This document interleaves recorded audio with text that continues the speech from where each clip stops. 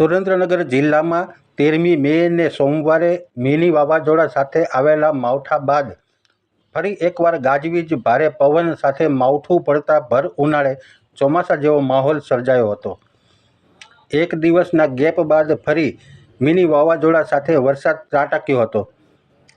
સુરેન્દ્રનગરમાં બપોર સુધી આકરો તાપ રહ્યા બાદ અચાનક વાતાવરણ પલટાયું અને એકાએક વીજળીના કડાકા, સુસવાટા મારતા પવન સાથે વરસાદ તૂટી પડતા શહેરના માર્ગો પરથી નીકળતા વાહન ચાલકો, રાહદારીઓ અટવાયા હતા.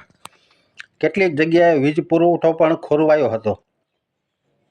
સુરેન્દ્રનગર, વઢવાણ, મૂળી સહિતના વિસ્તારોમાં ગાજવીજ સાથે વરસાદ પડ્યાના વાવડ છે. ભર ઉનાળામાં પડેલા આ માવઠાને કારણે ખેતીના વિવિધ પાકને નુકસાન થવાની ભીતિ સેવાઈ રહી છે. હવામાન ખાતાએ કરેલી આગાહી મુજબ હજુ એકાદ બે દિવસ માવઠાનો માહોલ રહેવાની શક્યતા છે. ત્યારે ખેડૂતો પોતાના પાકને સુરક્ષિત રાખવા સાવચેતીના પગલાં લે તે જરૂરી છે.